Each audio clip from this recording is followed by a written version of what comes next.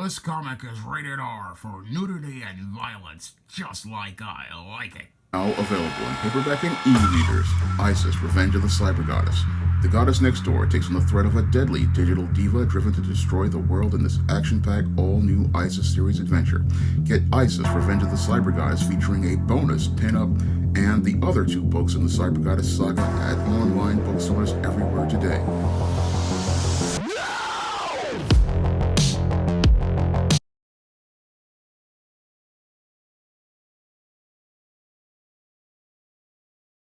Last year, I said that the first issue of The Exorcist Club was one of the best comics of 2023. And that book was so great, I've read it multiple times, and every time I read it, I enjoy it just that much more because it basically takes the entire concept of Ghostbusters and breathes fresh life into it.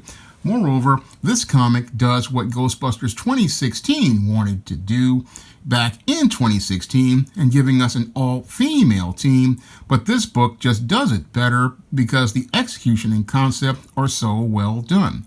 And after reading the first issue of The Exorcist Club, I was looking forward to picking up the next issue and counting down the days until the Kickstarter started for the second issue. And when that Kickstarter came along, I quickly ran to put in my pledge for that second issue. And now that I've got the digital copy and I'm waiting for the paper copy to be sent to me, I had to go and make a video about this comic because this comic, like the first issue, is one of the best comics of 2024 and basically improves on the whole concept by improving the overall storyline and giving us richer, great character development as related to all three characters that are a part of the Exorcist Club. Now, the Exorcist Club, again, really reminds me a lot of everything I loved about the original Ghostbusters animated series, and this whole comic felt just like an old episode of The Real Ghostbusters. I mean, everything in this episode of the Exorcist Club, or this issue, of Exorcist Club. See, this is how mixed up I'm getting because this whole comic really felt like an old episode of The Real Ghostbusters. Now, if you guys have watched The Real Ghostbusters show, you remember an episode where Winston Zedmore was playing on a baseball team and he was playing shortstop for this team.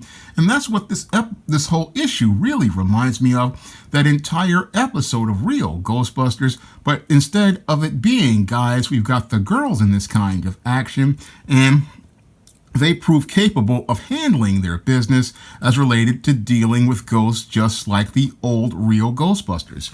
Now, the second issue builds up on the story of the first, and the first page features some R-rated action, so I can't really talk about that page too much, but I want to give some credit to the team as related to the creative team of this book of Chris Moses and Anthony Stokes and Dario Marconi and Marcos Martins. They did a fantastic job on this book, and they've done a great job of putting together a strong second issue that has you anticipating more as related to the story. Now, again, I can't show the first page because the first page is rated R for some nudity and some sexual content, so I've got to scroll past that so that we can get to the action, and the action taking place inside of the container that the Exorcist Club call their base. We start to see that the black girl in the Exorcist Club, they've basically made her just as sexy as the other two women in the Exorcist Club, and I really like that they did that because in the first issue she came off as looking more dowdy than the other women, and with this we get to see all three women looking attractive and looking fine. So that was a change for the better, that we get to see all the ladies looking fine and we get equal opportunity sexiness all throughout this comic. Now, in this issue we basically see them again after their mission at the frat house, and she's trying to figure out what this ghost girl is all about as related to things, and we get the Asian girl, Sui Hung, I believe that's what her name is, laying on the bed as they're speculating about how this woman is now a ghost, and everybody's trying to figure out what's going on here as related to things, as related to the ghost girl and how she's a ghost.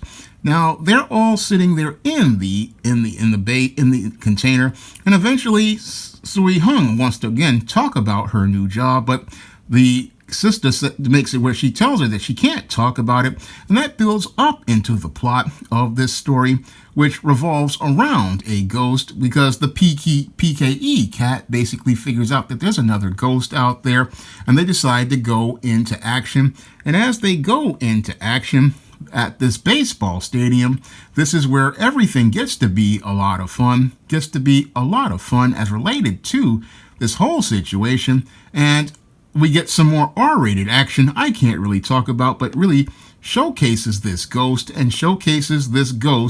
who basically is inspired by legendary racist baseball player Ty Cobb. Now, if you are a baseball fan, you know who Ty Cobb is.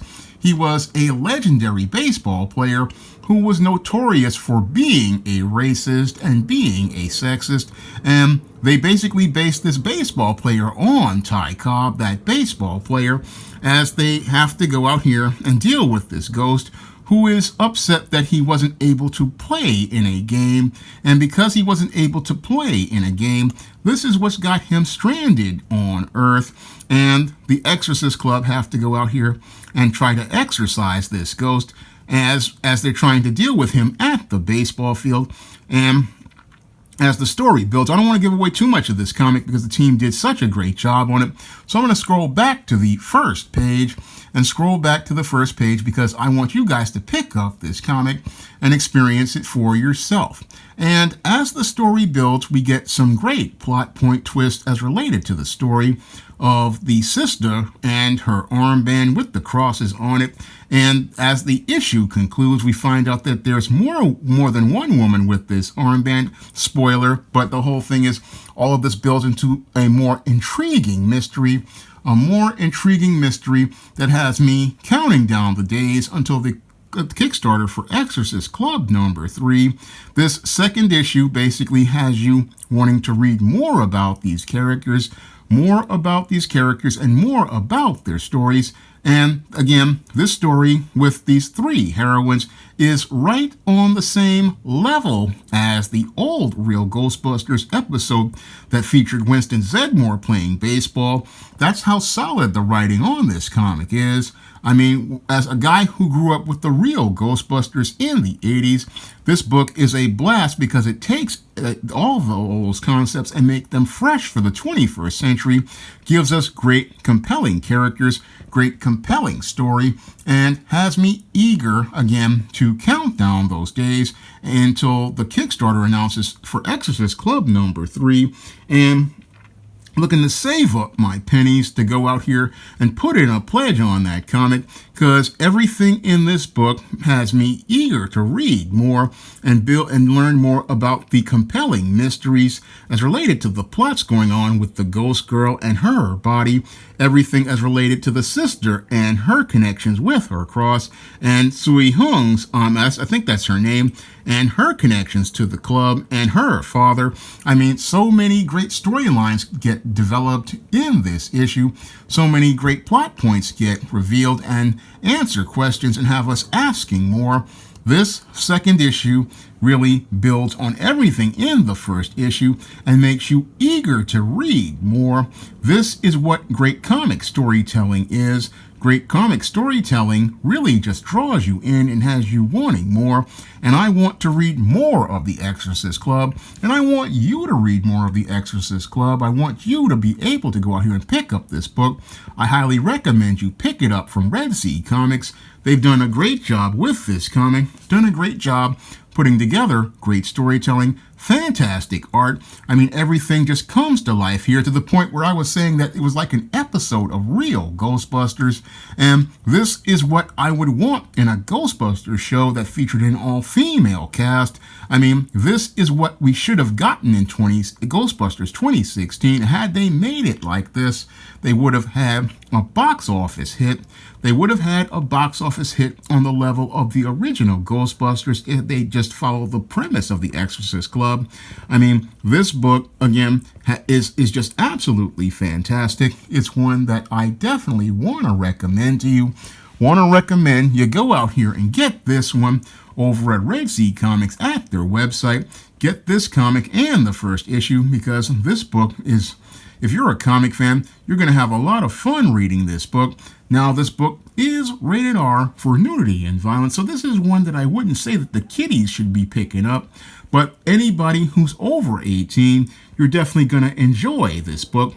Now, my only nitpick for the creators of this book is maybe they should try to tone it down to PG-13, because this book could be a great all-ages hit. I mean, you've got everything going here for a really great comic that could possibly be a big hit, but the whole thing is you may have to get rid of some of the R-rated content. Now, I have no problem with the R-rated content, with the nudity and the adult situations, but if this whole concept is so good, you want to be able to reach a larger audience. Now, I was happy to see the sister looking real fine in this comic, and being just as fine as the other women. I really like that they did that, because it shows that you're making everybody look beautiful, and that's what really is one of the things that sells this book. The other is the great storytelling and the fantastic art. I know I'm repeating myself, but I just really love this comic, and I want to see more people pick it up. This is one of the best comics of 2024, and it's one you definitely want to have for your collection, and it's one that you could basically be an easy entry point. If you didn't get the first issue, you get into this book and be able to catch up. So this is just well-crafted comic storytelling, and I want everybody to go get this comic and get it right now. Now, if you want to check out my first full comic on the SJS Direct imprint, John Haynes at Death's Door, you can find that comic on lulu.com by clicking the link in the description box. And you can get a digital comic of John Haynes at Death's Door right now on Kindle right now. I'm trying to work on getting a print copy over to Kindle, but I was just having problems with the technicalities as related to formatting. But the digital version is up. You can get a digital version right now, I think, for about $3.99. And if you want to get my first full digital comic, Esteem No Good Deed, you can get that comic on Kindle for 99 cents right now. And you can get the other books in the SJS Direct universe, such as those in the ISIS series, the Esteem series, the John Haynes series, the books in the Spinsterella trilogy, and my vampire novel, Eternal Night. You can find all those great SJS Direct Universe books on Amazon.com in paperback and Kindle format. You can also find them at other online booksellers like Draft2Digital, Google Play, Barnes & Noble, and big box retailers like Walmart and Target. And if you'd like to help me be able to continue to support great comic creators like those at Red Sea Comics, you can drop a donation to the Patreon, the PayPal, or the Cash App by clicking the links in the description box, and that helps me to be able to buy and put in pledges like Kickstarter and Indiegogo for great comics by independent comic creators like those at Red Sea Comics who make the Exorcist Club, and be able to continue supporting their work and getting the word out about it by word of mouth. That's all I have to say for this comic review video. You can comment, rate, and subscribe. Now available in paperback and Kindle, Vampires Stalk the Darkness of the Eternal Night. Get your copy of Eternal Night in paperback and Kindle on Amazon.com. Now available on Lulu, John Haynes at Death's Door. The man who rules the world takes on the Greek god of death in this action-packed, all-new John Haynes comic book. Get your copy of the first John Haynes comic at Lulu.com today. Support Black-owned and Black-operated digital broadcast media. www.niceradionetwork.com. Nice Radio Network, broadcasting 24 hours a day, 7 days a week.